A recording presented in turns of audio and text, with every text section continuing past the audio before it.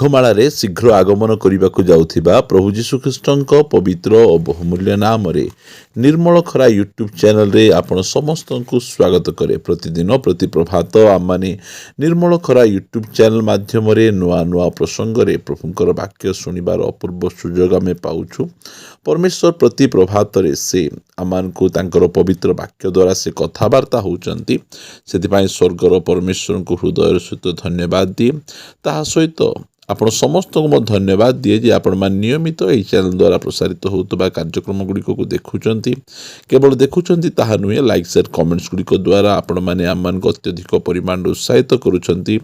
ପ୍ରଭୁ ଆପଣ ସମସ୍ତଙ୍କୁ ପ୍ରଚୁର ଭାବେ ଆଶୀର୍ବାଦ କରନ୍ତୁ। ଆସନ୍ତୁ ଆଜିର ପ୍ରସଙ୍ଗ ନିକଟକୁ ଯିବା। ଆଜିର ପ୍ରସଙ୍ଗଟି ଏହି ପ୍ରକାର ଅଟେ, ପ୍ରଭୁ ଆମକୁ କାହିଁକି ନୂଆ ବର୍ଷ ଦେଉଅଛନ୍ତି? ପ୍ରଭୁ ଆମକୁ କାହିଁକି ନୂଆ ବର୍ଷ ଦେଉଅଛନ୍ତି? ପ୍ରିୟ ପ୍ରଭୁଙ୍କ ଲୋକମାନେ, ଆମେ ଏହି ବର୍ଷ ଅନେକ ଲୋକଙ୍କର ସମାଧି କାର୍ଯ୍ୟକ୍ରମକୁ ଗଲୁ। ଅନେକ ଧନୀ, ଅନେକ ଶିକ୍ଷିତ, ଅନେକ ଆତ୍ମିକ ଲୋକମାନଙ୍କର ସମାଧି କାର୍ଯ୍ୟକ୍ରମରେ ଆମେ ଗଲୁ। କିଏ ବୟସ୍କ ଲୋକ, କିଏ ଯୁବା, କିଏ ଛୋଟ ପୁଅ ଝିଅ, ଏହି ପ୍ରକାର ଅନେକ ଲୋକ ମୃତ୍ୟୁବରଣ କଲେ। ସେମାନେ ନୂଆ ବର୍ଷକୁ ପହଞ୍ଚି ପାରିଲେ ନାହିଁ। ମାତ୍ର ପରମେଶ୍ୱର ଆମମାନଙ୍କୁ ଦୟା ଅନୁଗ୍ରହ କରି ଏହି ନୂତନ ବର୍ଷ ଆମମାନଙ୍କୁ ଦେଉଛନ୍ତି। ଆମମାନଙ୍କର କୌଣସି ଉତ୍ତମ ଧର୍ମକର୍ମ ଯୋଗୁଁ ନୁହେଁ, ମାତ୍ର ସେ ଆପଣା ଦୟା ଅନୁଗ୍ରହ ସେ ଆମମାନଙ୍କୁ ଏହି ନୂଆ ବର୍ଷ ଦେଉଛନ୍ତି। କାହିଁକି ଏ ନୂଆ ବର୍ଷ ଆମମାନଙ୍କୁ ଦେଉଛନ୍ତି? ମୁଁ ଆପଣମାନଙ୍କୁ କିଛି ବିଷୟ କହିବା ପାଇଁ ଚାହେଁ। ପ୍ରଥମ ବିଷୟ ଆମମାନେ ଜାଣି ରଖିବାର ଆବଶ୍ୟକ ରହିଛି, ଯାହାକି 2 କରନ୍ଥୀୟ 5:9 ଲେଖାଗଲା, ଏଣୁ ମଧ୍ୟ ନିବାସୀ ହେଉ ବା ପ୍ରବାସୀ ହେଉ, ତାହାଙ୍କ ନିକଟରେ ସନ୍ତୋଷ ପାତ୍ର ହେବା ଆମ୍ଭମାନଙ୍କର ଏକାନ୍ତ ବାସନା। ପ୍ରିୟମାନେ, ଏହି ନୂଆ ବର୍ଷ ପ୍ରଭୁ ଆମମାନଙ୍କୁ କାହିଁକି ଦେଇଅଛନ୍ତି? ଯେ ପ୍ରକାର କି ଆମେ ତାଙ୍କ ଦୃଷ୍ଟିରେ, ତାଙ୍କ ନିକଟରେ ଆମେ ଗୋଟିଏ ସନ୍ତୋଷ ପାତ୍ର ଜୀବନଯାପନ କରୁ। ଆଜି ଅନେକ ଖ୍ରୀଷ୍ଟିଆନ ଭାଇ ଭଉଣୀମାନେ ଅଛନ୍ତି,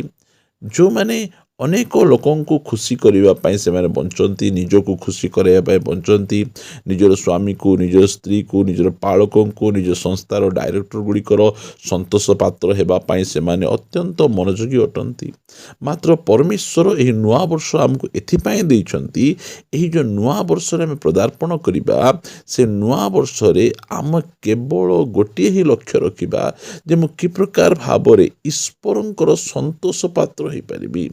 କି ପ୍ରକାର ଭାବରେ ମୁଁ ତାଙ୍କର ପ୍ରିୟ ପାତ୍ର ହୋଇପାରିବି, ତାଙ୍କ ନିକଟରେ ମୁଁ ସନ୍ତୋଷ ଭାବ କି ପ୍ରକାର ହୋଇପାରିବି। କାରଣ ପାଉଲଙ୍କ ଜୀବନର ଏଇଟା ଲକ୍ଷ୍ୟ ଥିଲା ଯେ ସେ ଯେକୌଣସି ସ୍ଥାନରେ ରହିଲେ ମଧ୍ୟ ତାଙ୍କର ଜୀବନର ଗୋଟିଏ ହିଁ ଲକ୍ଷ୍ୟ, ସେ ଈଶ୍ୱରଙ୍କ ନିକଟରେ କି ପ୍ରକାର ସେ ସନ୍ତୋଷ ପାତ୍ର ହୋଇପାରିବେ, କି ପ୍ରକାର ଭାବରେ ପରମେଶ୍ୱରଙ୍କ ଦୃଷ୍ଟିରେ ସେ ସନ୍ତୋଷ ପାତ୍ର ହୋଇପାରିବେ। ବାଇବଲର ପ୍ରଥମ ପରମେଶ୍ୱରଙ୍କ ସନ୍ତୋଷ ପାତ୍ର ହେଲେ ହନୋକ, ଆଉ ସେ ରେପ୍ଚରରେ ଉଠାଗଲେ। ଆମେ ଏହାପରେ ଦେଖୁ ଯୀଶୁଖ୍ରୀଷ୍ଟ ଯେତେବେଳେ ବାପ୍ତିସ୍ମ ଗ୍ରହଣ କଲେ, ସେହି ସମୟରେ ପ୍ରଭୁ କହୁଛନ୍ତି, ଏ ଆମ୍ଭର ପ୍ରିୟ ପୁତ୍ର, ଏହାଙ୍କଠାରେ ଆମର ପରମ ସନ୍ତୋଷ। ପ୍ରିୟମାନେ, ଆମର ଜୀବନଶୈଳୀ ଏହି ପ୍ରକାର ହେଉ। ଏ ନୂଆ ବର୍ଷରେ ଆମମାନଙ୍କର ପରମେଶ୍ୱରଙ୍କ ଦୃଷ୍ଟିରେ ଆମେ ଗୋଟେ ସନ୍ତୋଷଜନକ ଆମେ ଜୀବନଯାପନ କରିବା। ଅନେକ ବର୍ଷ ଧରି, ଅନେକ ଦିନ ଧରି ଆମମାନେ ଅନ୍ୟମାନଙ୍କ ଖୁସି କରିବା ପାଇଁ ବଞ୍ଚିଲୁ। ମାତ୍ର ଏହି ବର୍ଷ ଆମେ ଏହି ପ୍ରକାର ଜୀବନଯାପନ କରିବା ଯେ ଆମର ପରମେଶ୍ୱର ଆମକୁ ଦେଖି କହିବେ, ଏ ଆମ୍ଭର ପ୍ରିୟ ପୁତ୍ର, ଏହାଙ୍କଠାରେ ଆମର ପରମ ସନ୍ତୋଷ ଅଟେ। ପ୍ରିୟମାନେ, ଦ୍ୱିତୀୟ ବିଷୟ ଆପଣମାନଙ୍କୁ କହିବା ପାଇଁ ଚାହେଁ, ଆମେ ଏହି ବର୍ଷ ଯେଉଁ ନୂଆ ବର୍ଷ ପ୍ରଭୁ ଆମମାନଙ୍କୁ ଦେଉଛନ୍ତି, ଏହି ନୂଆ ବର୍ଷରେ ଆମମାନେ ଅଧିକ ଖ୍ରୀଷ୍ଟଙ୍କ ପରି ଜୀବନଯାପନ କରିବା। ଆମେ କାରଣ ପରମେଶ୍ୱର ଆମମାନଙ୍କୁ ଏଥିପାଇଁ ଆମମାନଙ୍କୁ ବାଛିଛନ୍ତି, ଆମମାନଙ୍କୁ ଡାକିଛନ୍ତି, ଆମେ ଯେ ପ୍ରକାର କି ଖ୍ରୀଷ୍ଟଙ୍କ ପରି ଆମମାନଙ୍କ ରୂପ ଚରିତ୍ର ହେଇପାରିବ। ଆମେ ପଢ଼ିବା ରୋମିଓ ଏହାର 8 ଅଧ୍ୟାୟ ଲେଖାଯାଏ 29 ପଦରେ, କାରଣ ଯେଉଁମାନଙ୍କୁ ସେ ପୂର୍ବରୁ ଜାଣିଥିଲେ ସେମାନଙ୍କୁ ତାହାଙ୍କ ପୁତ୍ରଙ୍କ ପ୍ରତିମୂର୍ତ୍ତିର ଅନୁରୂପ ହେବା ନିମନ୍ତେ ସେ ପୂର୍ବରୁ ମଧ୍ୟ ନିରୂପଣ ମଧ୍ୟ କରିଥିଲେ, ଯେପରି ସେ ଅନେକଙ୍କ ଭ୍ରାତାଙ୍କ ମଧ୍ୟରେ ଅଗ୍ରଜ ହୁଅ। ପ୍ରିୟମାନେ, ଏଇ ଯେଉଁ ନୂଆ ବର୍ଷ ପ୍ରଭୁ ଆମକୁ ଦେଉଛନ୍ତି, କାହିଁକି ଦେଉଛନ୍ତି? ଆମମାନଙ୍କର ଜୀବନ ଚରିତ୍ର ଯୀଶୁଖ୍ରୀଷ୍ଟଙ୍କ ପରି ଆମେ ହେବାର ଆବଶ୍ୟକ। ପ୍ରଥମେ ତାଙ୍କର ସନ୍ତୋଷଜନକ ଜୀବନଯାପନ କରିବା, ଦ୍ୱିତୀୟରେ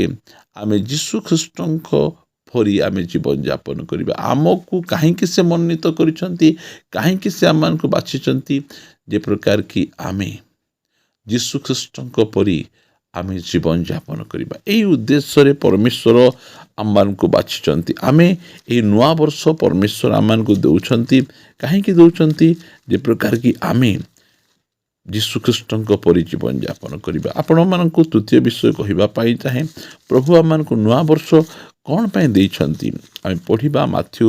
25 अध्याय लेखागला 13 पदरे अतएव जाग्रत थाओ कारण तुम्हें माने सही दिन कि सही दंड जानो नहीं प्रिय माने काहेकि प्रभु आमको नुआ वर्ष देइछंती बा देवा पाई जाउछंती जे आमे माने प्रभुंकर से गौरवमय द्वितीय आगमन निमंते जाकी रहिबा प्रस्तुत होइकिना आमे रहिबा आमे देखुछु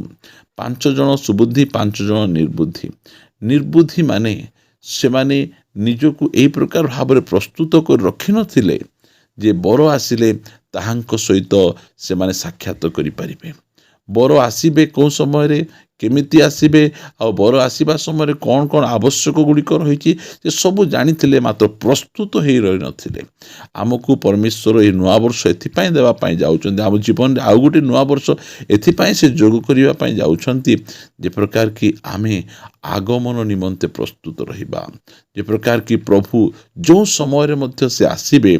आमे सेई समय रे प्रभुंक सहित साक्षात आमे करि परिबा प्रभुंक सहित भेटघाट करि परिबा आमे रूपांतरित होई मेघमाला को आमे नीत होई परिबा एथिपाई परमेश्वर से आमानकु से नुआ वर्ष दउछंती प्रिय माने शेष कथा आपण मानकु निकट रखिबा पाई चाहे जे प्रभु आम काहेकि नुआ वर्ष दउछंती आमे जे प्रकार साक्षी ही परिबा आमे जे प्रकार अन्य जन को यीशु ख्रीष्टଙ୍କ विषय रे आमे कहि परिबा यीशु ख्रीष्टଙ୍କୁ आमे विषय रे आमानकु जणै परिबा एथिपाई परमेश्वर आमानकु एही नुआ वर्ष दउछंती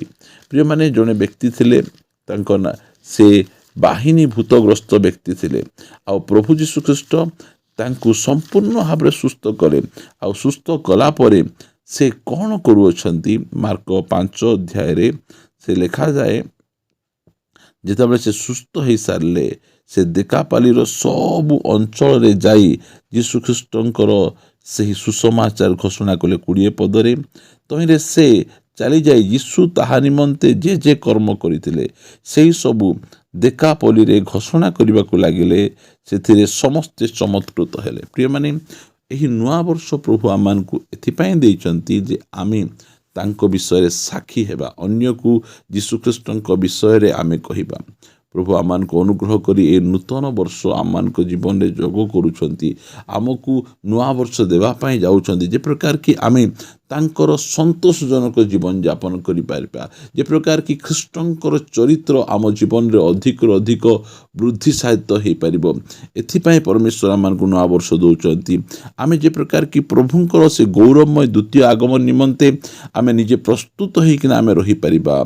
आउ यीशु ख्रीष्ट जे एकमात्र सत्य परमेश्वर से आमानको जीवन को परिवर्तन करिसंती दौला कादरु आमानको उठै आमानको से सिंहासन रे बसैछंती एही विषय आमे अन्य मानक निकट रे आमे साक्षी परिबा आसंतु आमे प्रभु को धन्यवाद दे प्रार्थना करिबा स्वर्गीय पिता आमे तुमको धन्यवाद दउछु अल्प दिन परे आमा नुआ वर्ष रे पदार्पण करिबा पाई जाउछु तुमे ए नुआ वर्ष तुमे एथि पाई आमानको दउछो ताहा तुमे आमानको स्पष्ट भाबरे कहिছো प्रभु आमे जे प्रकार की प्रभु ए जगतर भोग विलास ए जगतर चाकचक्य रे माती प्रभु जे प्रकार की आमे हजि न जाओ मात्र प्रभु आमे तुमर संतोषजनक जीवन यापन करिबा पाई ख्रीष्टंक चरित्र आम जीवन रे अधिक अधिक वृद्धि साधन करिबा पाई तुमे आमानको जोग करूछ प्रभु आमे तुमको धन्यवाद दउछु प्रभु ओ प्रभु सही प्रकार भाबरे ए नुआ वर्ष पदार्पण करू करू प्रभु आमानको जीवन तुमर संतोषजनक जीवन हो पारिबो अनुग्रह प्रदान कर तुम साक्षी आमे हो पारिबु साहाय्य कर आगमन निमंते प्रस्तुत हो पारिबु तुमे अनुग्रह प्रदान कर धन्यवाद प्रभु धन्यवाद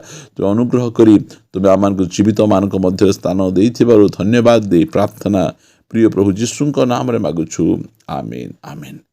प्रेज द लॉर्ड प्रभु आम समस्तଙ୍କ द्वारा गौरव पांतु प्रभु अनुग्रह कले आसंता अध्याय रे आ गोटे नुआ प्रसंग रे परस्पर सहित साक्षात करिबा रहिबा समस्तଙ୍କୁ नमस्कार praise the Lord God bless you.